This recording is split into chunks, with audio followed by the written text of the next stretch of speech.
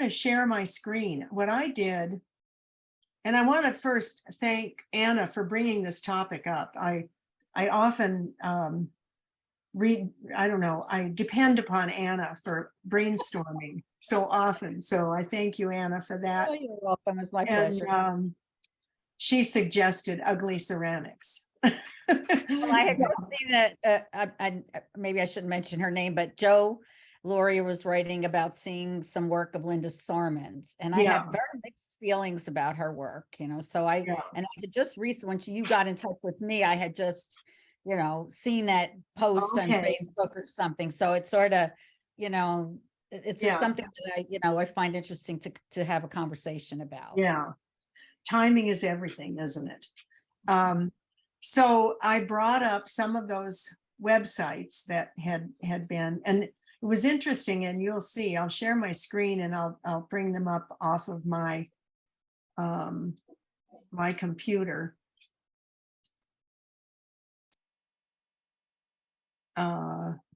So we can start with Linda Sorman, if you would like. This, I think this image changes. I sent the article.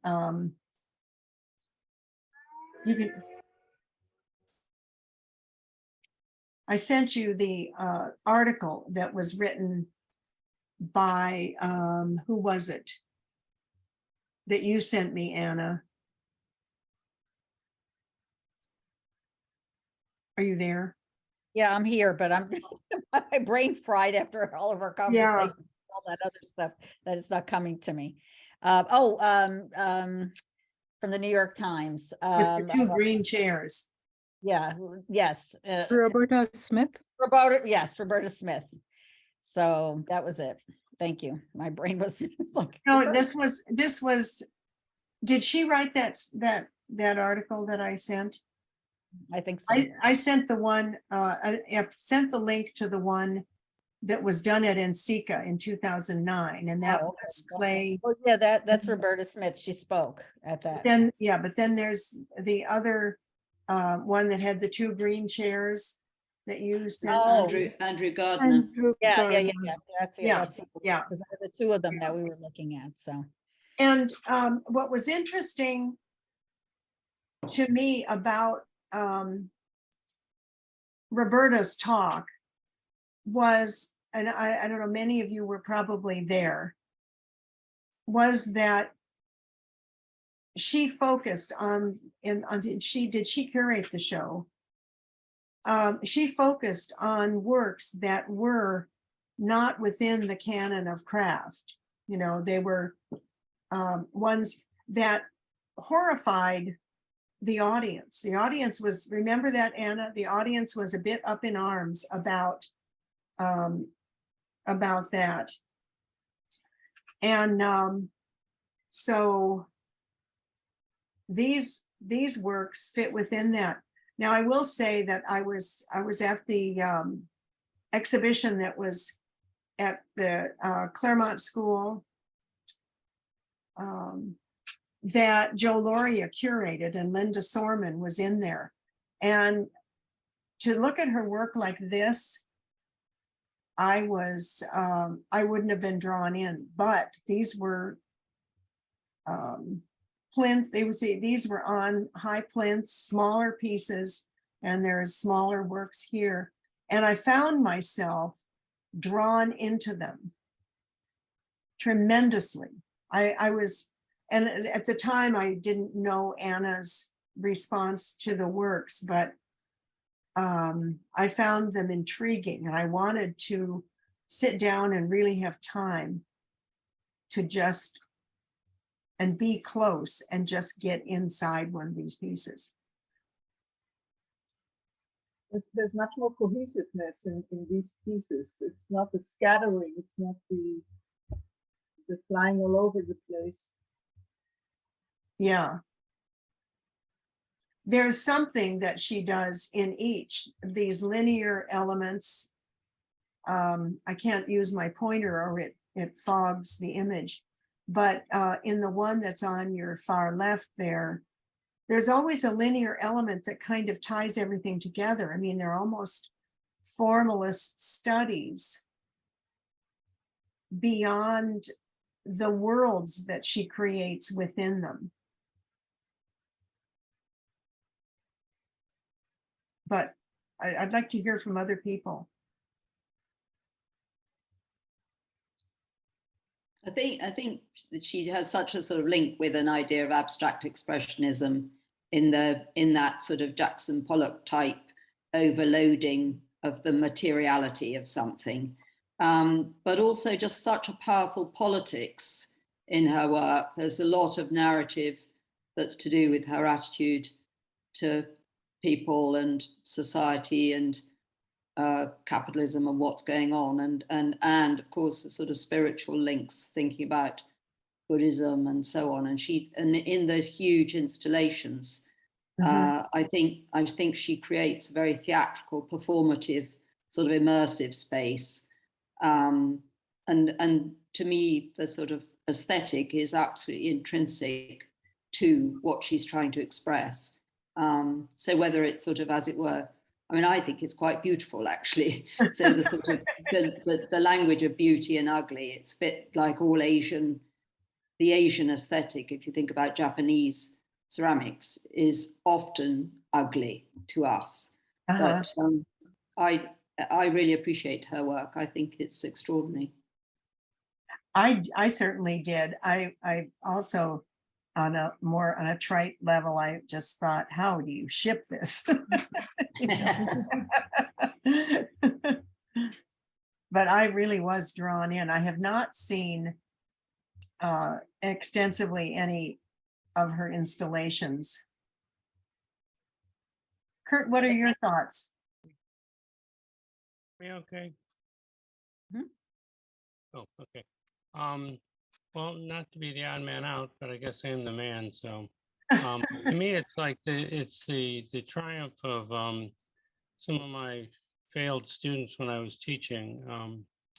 I can bring back many memories of students that really were kind of floundering and produced stuff that was sort of incomprehensible. But the one strength they did have was trying to make something out of nothing so they could discuss it pretty effectively. But at the end of the day, there really was just a mess. The one that comes to mind is I had one student that just took everything they could find in the studio, loaded it into a gas kiln, turned it on to high and melted everything, and then it all came rolling out in the morning. It looked shockingly like what I'm looking at now. Wow. And it was pretty much devoid of any intellectual basis. It was just a reaction to something. I think he was maybe didn't like the way the studio looked or something. I'm not sure what, but yeah, I don't know. I'm sure we could find stuff to compliment this artist on, but only with a lot of effort. So I feel differently about that, I must say.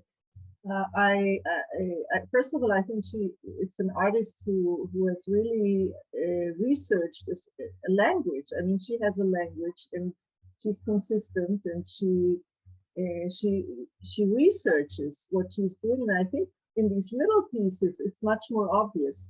In the big ones, in the installations, I sometimes feel that I get lost. It can be very spectacular, but sometimes I have a problem believing completely in what I see. There, I might feel sometimes that it's hard for me in the chaos to see how if she has how she structured it. I don't know. But even so, when you showed the pictures before of the installation in the big space, I mean, for me, there's a statement. There's a statement of you know, of what we feel about where we're at in society, in the world today. I mean, things just are completely, you know, disintegrating somehow. Here, I feel that she's being more pleasing and more. She researches. For me, it's I can see the research in form. I mean, it's really abstract expressionism but she really builds shapes, and you see that there's an intention and there's a cohesiveness, and I feel very differently about it. You can like the aesthetic or not like the aesthetic, but I do feel that the aesthetic is an aesthetic that comes of a profound search, and not just something that it's hard for me to identify with what you said, Curtis, because I mean, I can see a student making one piece like this, but it's not the same. She has really developed the language. I would That's agree what I with that feel. completely. And I do think when we started with the large pieces, it looked like just chaos to me. I think when she's dealing on a smaller scale, she's sort of self-defined and needs to edit a bit more, because she's got some space limitations that she's working within, so she can't be quite as chaotic. But starting with the large pieces, which, I mean, it's now not on screen, but they really seem to me to be just unleashed chaos. Mm. I mean, it could be there, but I'd be hard pressed to find the relevance to the broken plates on the floor to some of this other structure, except maybe if it all fell from above, maybe it would all look like that. But and again, in terms of a personal statement or a language she's developed, I'd be hard pressed to define her language from any other chaos that I've seen. I mean, yeah, no. I found with her smaller pieces, each of them, and I alluded to this earlier, each of them has an intimate world. And despite the chaos and the haphazard way in which some of it may look like it's gone together, you can see, at least looking at them up close and personal, you can see the skill that's involved in putting them together. Well, I don't want to spend all of our time on Linda Sorman. I want to show you 3 artists here, and then if anyone else has brought a different artist, I would love to see that. Nick Waddell, I didn't find a website for him, but I was the Bray critic in 2020. And what the Bray critic does is goes up to the Archie Bray Foundation in Helena, Montana, and meets with the 4 or 6 or whatever number there is. When I went, it was 4 fellowship artists, and looks at the work, and then goes to the Gentile Foundation for a month and writes the articles from that work. And Nick is a young man who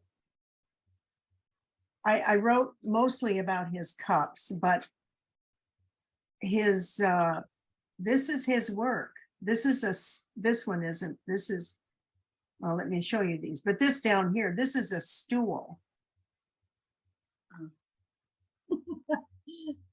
Love. And what's interesting, I'm going to go to a different artist quickly. This is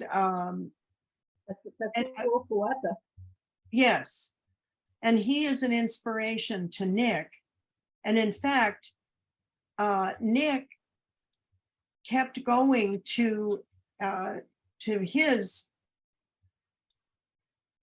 Kawada's gallery in New York until he got in. And so these pieces for this price are selling, and his cups, let me show you some of his cups. His cups sell for $1,500. Wow. And they are tactical masterpieces, not functional, but engaging in that I wanted to pick them up. Here's one that probably could be functional. Let me see if I can find. And it was not, here he is. You can see he's a very young man. But he just kept going back and back and back to this gallery. And they finally said, okay, and they sell his work. And it sells pretty well. Here he is again down here, Jason Jacques Gallery. Mm. And that is Kawada's Very good. gallery as well.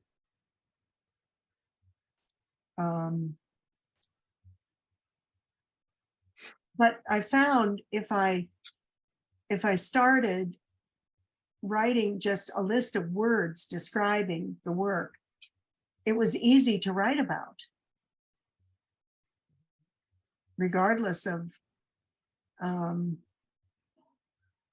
whether you think it's skilled or not. And if I go back to Kawada's work, see the similarities here?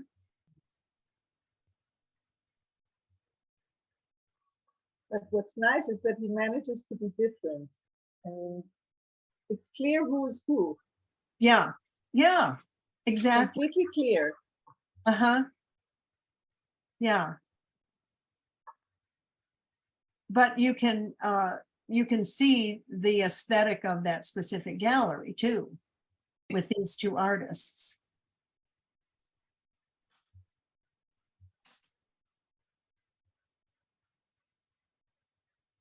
And this to me was not unlike Kathy Butterling.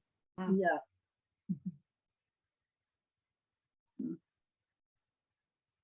Although she's much more structured and much more ladylike. Oh, Like, yeah. you know, like she's more disciplined, more, I mean, this is not, maybe not the word, because he probably has his own, this very, you know, his discipline, but it's much neater. It's much more, I think. Yeah, there's more of a sense of form, for one And the thing. glaze is not so gushing. So Yeah, more controlled. There's a little George Orr in here, isn't Yeah. there? Mm.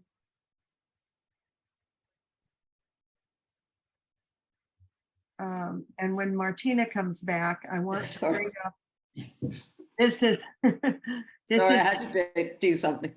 okay, that's fine. Thank you for your note. This is Gitte Jungersen from Denmark. And it's remarkable with these big plates. It's amazing. I just wrote an article for our magazine on her because I find her very. But I have one problem that there's this trend now that, I mean, Gitte has been doing it for quite a long time.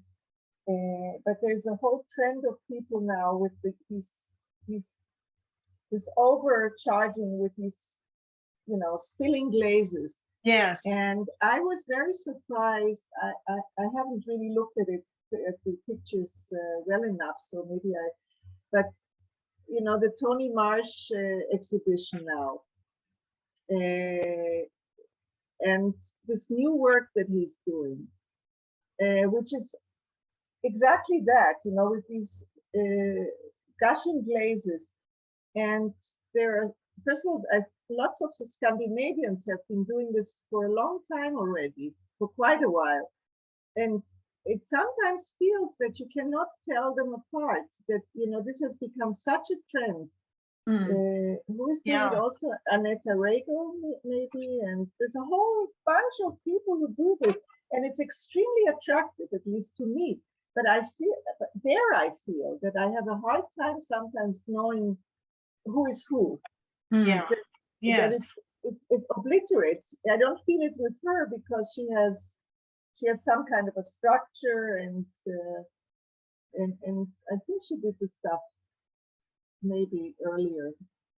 But this, I have a question about that. You know, this trend that I like, but I don't. I'm confused when I see that people become more and more alike because they all fall into this wonderful lush thing of these glazes that just, I have a problem with that. I feel sometimes that the language gets lost. And with Toni Marsh, I really couldn't understand the transition, such a style. And why? Because that would it's be been huge. done. I mean, it's been done, but you know, it's been done so much. So why? Yeah. Well, this Part is, of it is that it's incredibly easy to do. It requires almost no skill to construct things like this. And when you pick any of the last four people you talked about, because they don't have any defined or refined aesthetic, mistakes blend in perfectly easily with the structure of the piece. So in the absence of being able to make a mistake or have something not work, everything becomes infinitely easier to accomplish. And as long as the general public is gullible enough to accept the word of the critics and the gallery owners that it's really aesthetically accomplished, there's no reason for anybody to stop doing it. And the gallery owners won't ever stop selling this work because in the absence of any comparative evaluation, they're free to set the price any way they want. So the one young guy, he can set his price at $18,000 because all the gallery owner has to do is convince a gullible collector that he's a genius and they'll pay the price. Because there is no comparative evaluation going on in that work. It's novel. And as long as you can get away with selling novelty as genius, you can set your own price, which is apparently what they're doing. this is another Danish artist Wonderful. whose forms are much more controlled, but with that lush, expressive surface. And he's been doing this. He was one of the early articles I had that I had in the magazine when I was first publishing. And so there are elements of this in Gittes' work, but his are much more skilled and controlled. Well, and again, going back to what I just said, I mean, as a maker, I mean, I appreciate this work much more because I know that this work is coincidentally not easy to do. And he set parameters for himself as an artist that are difficult to accomplish. So in this work, I could easily envision failure and success, where in some of the other works, it's like my former undergraduate students, if they can talk their way out of it, they get a pass on it. Yeah, that's good. My artist that I have the same kind of gut feeling you do, Curtis, regarding student work, and I have his website. So if there's time, I can share it or whatever. Is a Ruby Sterling. Yes, That work, and I Sterling think I would flunk that student. A piece would get a D, or an F. Yeah. I look at it. I mean, the scale is amazing, so I have to give him that much credit. But yeah, no, there's. Why don't you share your screen? I'm going to stop. Okay, all right. And I've already got this set up so you can share. So go ahead, Anna. Here we go. Let's see if it. I don't know why it keeps coming. Martina, did you have someone that you wanted to share? No, I was just going to mention the Hayward Gallery, the current exhibition in London, but I haven't actually got images to share. I just wanted to comment on how this ugliness seems to be Okay. Absolutely mainstream. Well, maybe we can bring that up. Go ahead, Anna. Oh, I was just going to say this. So this is from a show that was in Des Moines first, and then it went to the Mad Museum in New York. and it looks like 2018. This is the view, I think, from, yeah, it's definitely Des Moines. It's not the Mad Museum. I've been there many times. And, you know, like this kind of thing, unless I had a specific assignment that had to do perhaps with, I don't know, anthropological or some kind of geological sort of thing with the student, I'd wonder about. And I'm looking for some of these bigger pieces, like towards the front here, except I don't know if they, well, maybe they don't have a close-up view, because those are, yeah, they don't have a close-up view. I'll try to see if I can't come up with something of his, but that's the gut feeling I have is, I guess, part of the downside of being an educator and having looked at so many student pieces, like Curtis has mentioned. When I first saw, and I've seen his pieces in person, so I, you know, but at the same time, I am sort of drawn, like Esther, like what you're talking about, how some of these pieces, there's something about the surface or something that really pulls you in. So as much as I would flunk him in a ceramics class, there's something about those pieces that draw me in. But there is something about this irreverence, you know, that, yeah, irreverence, you know, to dare to be irreverent, how it's, yeah, to not respect the rules and see where you can. I mean, I find Sterling Ruby's ashtrays, I think that's what he calls them, right? Ashtrays or something. I find them exciting, very exciting. They're but I still think he I mean, he's an artist. He's not a ceramicist. Yeah, right. So, He does multimedia work for sure. Yeah. right. So he comes from somewhere else, and he doesn't have to play by the rules, and he did what he did, and it's interesting. I mean, but I still think that's different than the things that we've seen before, which are people who come from the tradition and who really research it deeply. And I cannot quite agree with, I don't think these pieces are easy. Many are multiple fired, and they know exactly what they're doing with the, I mean, I have a lot of respect for the people that you have shown before. Like Nick Bedell, whatever his name is. And I wanted to just mention something about Sterling Ruby's work. You know, I saw he had a big show at Gagosian in New York several years ago, and I just happened to be there. And the one thing that struck me about his work is it had incredible presence. You know, I mean, it really, unlike I've experienced with some other artists, you know, I think that was the same year that Volkas's show was at MAD, you know, that Glenn Adamson did, and that was very interesting historically. But Sterling Ruby's pieces just were like, there was an incredible presence of those pieces, both from afar, and then, you know, you're drawn in and you're looking at it. I pondered them quite a bit, and so that's all I really wanted to say, is that, and maybe we can say that about Linda Sorman's work. I've never seen her work in person, but I just found that to be a really interesting and consistent experience with the pieces. You know, there were several in that show, like it was like a couple galleries worth. So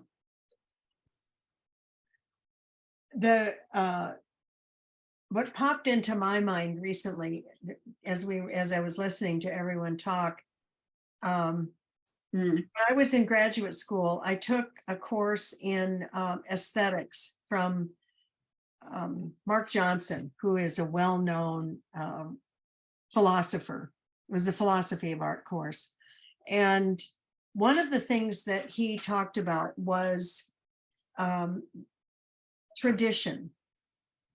And of course, there's this strong ceramics tradition from which we all tend to judge some ceramics. mm-hmm.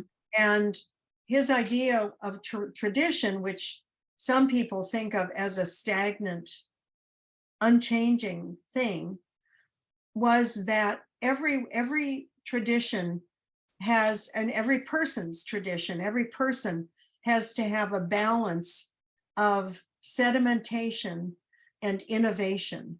Mm, So if you have, so, you know, you can take any religious holiday such as Hanukkah or Christmas, and your next door neighbor will celebrate it with some similarities to what you do.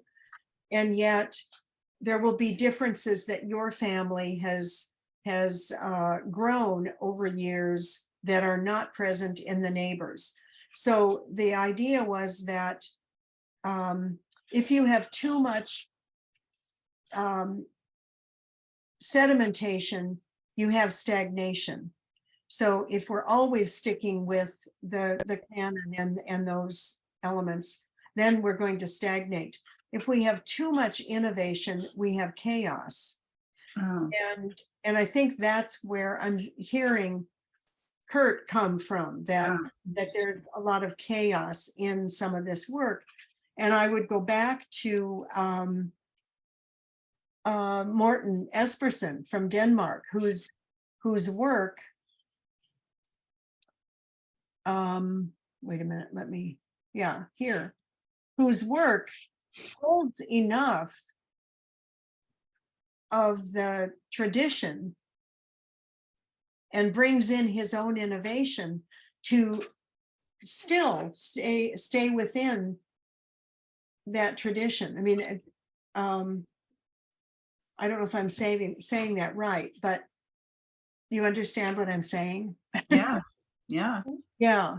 I appreciate that a lot, what you're saying. My concern, really, an underlying concern, is always that novelty is mistaken as Mhm. innovation, which is really not very innovative. It's just novel. And it's relatively easy to be novel. All you have to do is look around a little bit and see what the trends are, and then violate everything you've seen. And you'll meet all the basic tenets of novelty. And so much of what I see in ceramics today is really based on novelty, and very little of it is based on pushing the boundaries of excellence beyond where they've been. And I think just we have sort of a lazy populace. I mean, people don't really vet political candidates, so we end up with crappy political candidates. They don't vet art, so we end up with crappy art. I mean, I really don't know what people are putting their energy into in terms of intellectual excellence, but it doesn't seem like it's art these days. I mean, because again, when a population puts their money and their choice behind novelty over the pursuit of excellence, I just think that's an indication of a lazy audience. Mm. Yeah. So Cynthia Morelli, who is here, mentioned Perry Haas.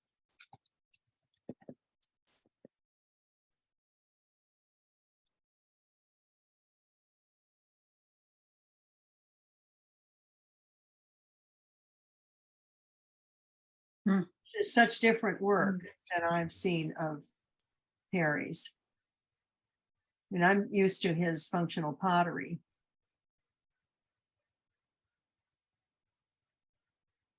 And then he has his droplets.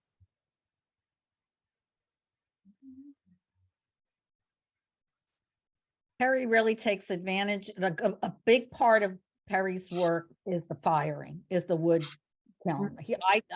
He was at Red Lodge when I did a residency there for a month. He was a long-term resident, and he I would say he doesn't just use the wood kiln. He doesn't just fire in the wood kiln. It becomes an integral part of the piece.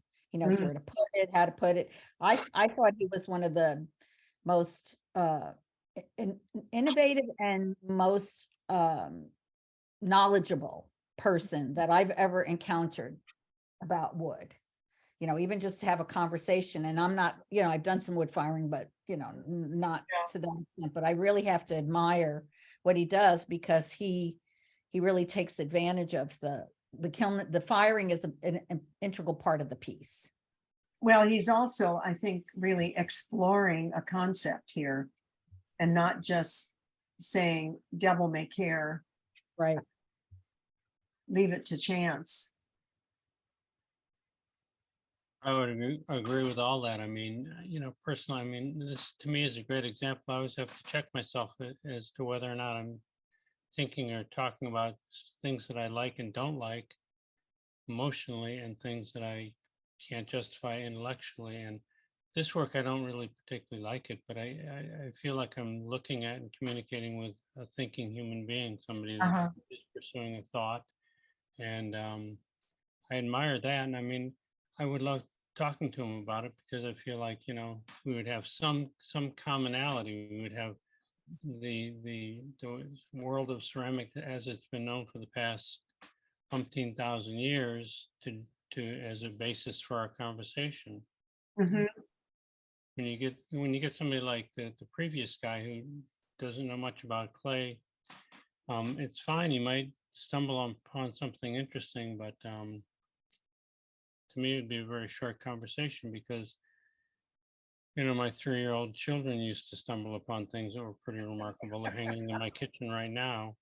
And because, they see things that seasoned professional artists can't see or can't verbalize or bring into the world. But that's the magic of childhood, not the admiration of a well-seasoned artist. Yeah. But what do we do with Pollock, de Kooning, Cy Twombly? Think in the art world. I mean, do we say, okay, my 4-year-old granddaughter can do this? Well, I It's, don't want it's, to. I don't I want mean, to be that's a offensive, question. but Why not in ceramics? I think the art world's been pulling the wool over people's eyes for quite a long time. I don't think it would be shocking to discover that some of these people are charlatans. I have a nephew whose father-in-law had a John Chamberlain piece sitting in his foyer to the home, and my nephew asked him what that was, and the collector said, "Oh, that's a great way to store money." And really, I think that's about the essence of what a lot of artwork is. It's just a great way for people that have a lot of money to kind of hide it, and that's not a very aesthetic concern. That's, that's something, Elaine, to think about perhaps for a future conversation is to bring a collector in, a serious collector of ceramics. And it would be interesting to hear, what they have to say about why they're collecting and, what it is they're collecting and what do they think of it as in terms of, a way to make money or, more money or whatever. But it'd be kind of interesting to have that conversation with the actual collector to see what they had to say I about it. wonder if Rick Rogers would come. Oh, Rick would be great. Yeah.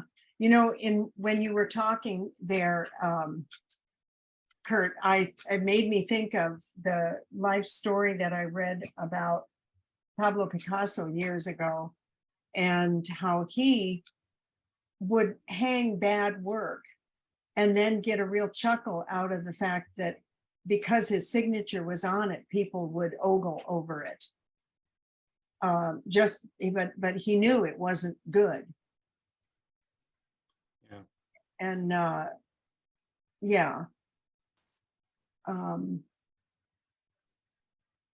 there are charlatans in every realm of production or politics in the world, Rita says. It's true. Yeah. And I loved that about Picasso in that he was playing with his audience and his viewers, and he was kind of making fun of them and saying, don't just like this because my signature is on it. I would like to see if we could bring up the exhibition that Martina was was talking about, and Anna has to leave. So bye, Anna. She did leave. So tell me the name of the exhibition again, Martina. Yeah, the exhibition is called Strange Clay, and it's on at the Hayward Gallery, which is a major public gallery in London.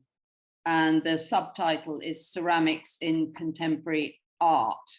And they are trying with this exhibition to pretend that they're being pioneers about saying, look at all this extraordinary practice in clay and who knew. And they've got Ken Price and Betty Woodman and Ron Nagel in the show. So it gives you a pretty good idea that they're sort of harking back to incredibly established luminaries of the American scene. But they're broadening it out to, and you can see a little image here at the top, which is a detail of Clara Kristilova's huge installation, which is very sort of mythical, macabre, fairy tale storytelling. A lot of foliage with it when these ceramic sculptures in between. And the whole exhibition, it's a gigantic exhibition, 23 artists, is on now until January. I think Curtis would have a heart attack, but it's all sloppy, as it were, and ugly, but it's very powerful in the different narratives that are taking place. And a number of the exhibitors are very skilled and knowledgeable about ceramics, like Kawata, that we're just seeing a detail of here, of one of his huge pieces. And he says this is a riff on the Japanese tea bowl, these huge sculptures. And as I say, this is a detail of a 3-meter piece. But there are a number of artists in the show who aren't skilled ceramicists. They work collaboratively, or they hand make everything themselves, but in an incredibly artless way. And the whole point is to try to rethink the content, the meaning of why does somebody use clay? What are they trying to say that they can say in clay that they can't say in any other material?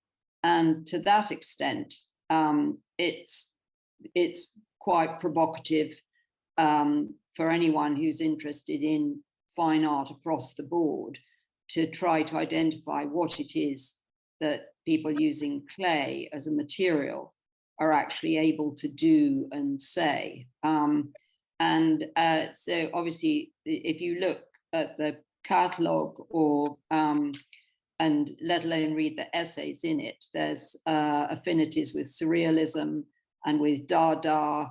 They amazingly don't mention Duchamp at all, who after all got the whole ceramic art thing going a century ago. But there's a strong Anglo-American axis here. There's not many other cultures that they're including except Kawata. And it has got Grayson Perry and Magdalene Odundo and Edmund de Waal, who many of you will know as very, what might be seen as traditional ceramicists here in the UK. But I think it speaks very contemporarily to what we've all been thinking about and listening to each other this evening, as to there are Curtis's sort of idea that skill, there's a certain vocabulary of skill that has to be evidenced for something to be appreciated. But a lot of people who are looking at work in clay are saying, no, that's not the way to go about it. It's all to do with concept and to do with what kind of narratives you're pursuing. And so once ceramics is completely embedded, which is now what's happening, embedding it very, very significantly into the fine art world with all that the collecting and gallery presentations, with all that sort of infrastructure, there's going to be a constant positioning and reappraisal of what might be regarded as traditions of ceramics, mapping on to what might be regarded as the fine art language of installation and performance and experimentation with surfaces and materialities. So it's a sort of, in a way, it's a provocation to the ceramics world that we all sort of know and love in its traditions. You know, that's going now as a boundary marker, and there's a repositioning that's going on. And I think it's, to me, it's interesting because, I mean, for the people that have made a life in pursuing clay and an understanding of the material and the cultural relevance of it, you know, when I sit down to work with the material, I have in my mind fully embraced in my attitude toward the material, thousands and thousands of years of cultural significance. And to have the contemporary art world bring their 100 years of denial of that cultural significance to challenge me is almost laughable.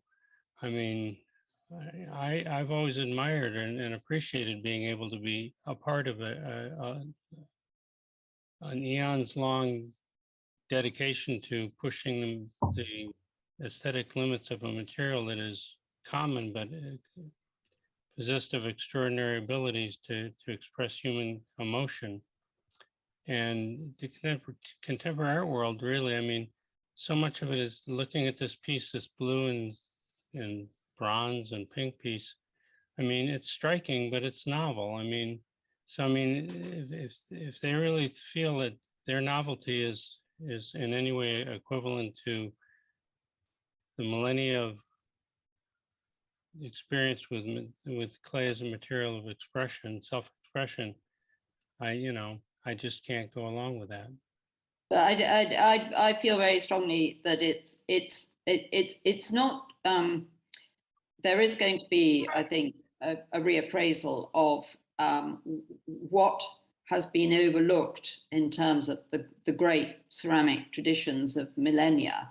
But what I find really interesting now is what work in clay can tell us about now. And the word chaos has come up several times this evening. And there is something about these kind of contemporary practices that we've been looking at that speak to a sort of dysfunctionality and dystopian kind of breakdown of the certainties and the what the modernists were seeking, a kind of essence, and this is this is somehow exploding everything that we have been sure of, and I think it's a lot to do with the environmental situation we find ourselves in, as much as the sort of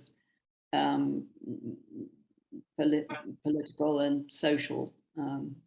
So we need, rather than the idea of sort of pure novelty, it seems, because one needs to give some credit to artists for not just playing around. I mean, being an artist is a really serious commitment, we hope.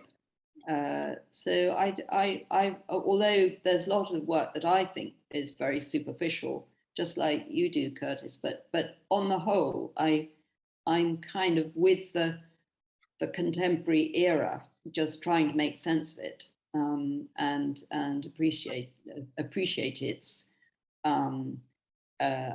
ugliness, really. Interesting. Good discussion, good conversation. Anyone else you'd like to look at?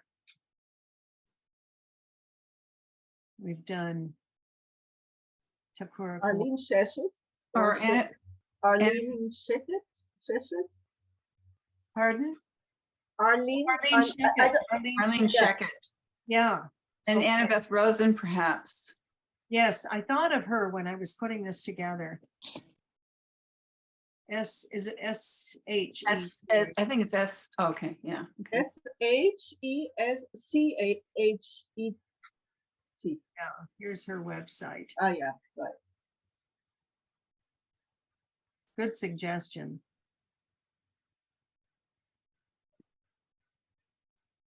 She was just in conversation with Woody Diothello. They did a Zoom. Who was in the show in London? She was, or Woody was. Woody. Uh-huh. Woody He was was- in the show in London. He was Mm. quite interesting.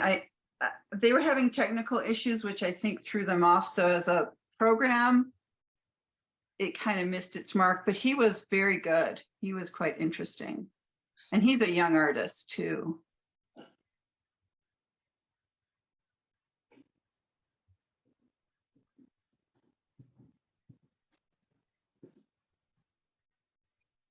Here's an interesting comparison over here. Disruptive view.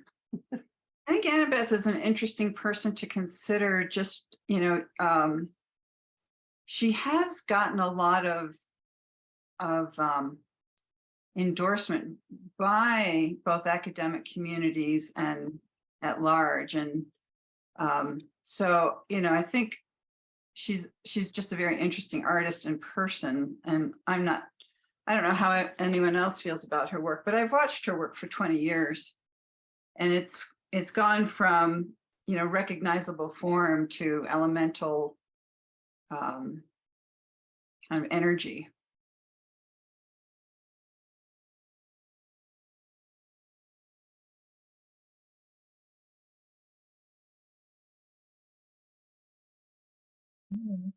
Her presentation is interesting.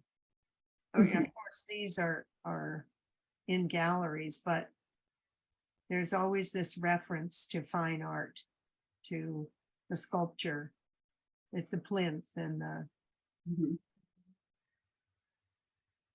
the way in which it's presented. Here, this is much more classical Mhm.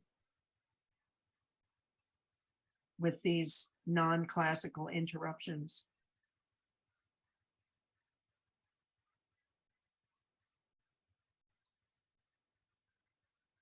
And it's here too, the reference to the, yeah. And then if I could just throw out one observation. When I went through the article by Andrew Gardner, Uh-huh. and it wasn't difficult to read, but it was a little awkward to read because there's so many odd commentaries in there. One that struck me as being almost bizarre was he was talking about I can't think of the guy, Chris Shank, and he made the comment, it's in quotes, he said, "The quality of our work is equal to the quality of our relationships." And they had a photograph of his work. And I found that quote to be awkward, and especially in light of the quality of many human relationships today that are have no more depth to them than a Facebook friend does. And I think this fascination with emotive work over any concern for material excellence is a statement about our culture at large, and I don't think it's informative or beneficial. I think it's just part and parcel to much of what we see going on around us, and it's just an observation. It's not really a statement of any merit, but I hear people say, well, a lot of this work is relevant to the world we live in, and it is, but I'm not sure that the world we live in deserves gallery representation. Yeah. Mm. I think it might need a little correction, but I'm not sure we need to embrace it. Yeah. Well, and that might be a good place for us to stop. We're right at No, don't stop there. Somebody say something better, please. No, no, I think it's been an interesting conversation because obviously not everyone agrees. And yet this is, as we can see, a valid trend in our field and bridging our material with the art world in many ways. And I think it's been an interesting conversation. I find that if I were asked to go in and write about this work, my approach is always to start just making kind of a stream of consciousness list of words that pop into my head about this work. And usually I can go from there and come up with something that might even be in the head of the artist. And that happened with Nick Weedell, who is the one who is in the gallery in this one. You know, am I attracted to the work? Not particularly. In person, I found I wanted to touch it. You know, there were a lot of things that drew me in, and I was able to write about it so that he was quite happy with it, with the article. So it's an interesting thing to look at and to continue to think about. And I appreciate all the names that came forward. I'm sure that there are many, many more out there. Anyone else have any final thoughts? If I can just bother you with one more thought. I mean, Sure. looking at this pink stool and thinking about the thousands and thousands of years of cross-cultural human effort to make things out of clay, I just have to wonder how that pink stool fits into the millennia of effort that countless numbers of humans have dedicated their lives to, Hmm. and where this piece would stand in that context. And I'll just venture my thought. I don't think it stands well. I think it says something awfully uncomfortable about our contemporary culture. Yeah. Yeah. And that may be the goal of the work. I think one has to remember how many artists were overlooked in their own time and were looked at differently later. You know, we're all looking now at contemporary work, and it could be that in 50 years' time, there'll be another set of eyes. And I think, you know, the Hayward Gallery exhibition shows that people, some people now in the art world are getting very excited about something that we've all sort of known and looked at and thought about for decades. So it's a sort of, one can't be sure about this piece by Nick Weedell, how it will stand the test of time. Yeah. Well, good discussion, interesting conversation. Thank you all for coming. And I'll send you the link when I have this up. I'm almost ready to send last month's link. And again, if you have any suggestions for speakers, please send them to me. I think, yeah, the collector idea was interesting. Yeah, I think I'll email Rick Rogers. See, Yeah. he would be an interesting one because he's eloquent. Mm-hmm. Yeah. All right. Thank you, again, Elaine. Elaine. Thank you Very Thanks much. a lot. Yeah, thank you. Thanks for coming. Bye-bye. Bye-bye. Bye. Bye. I get to stop sharing here.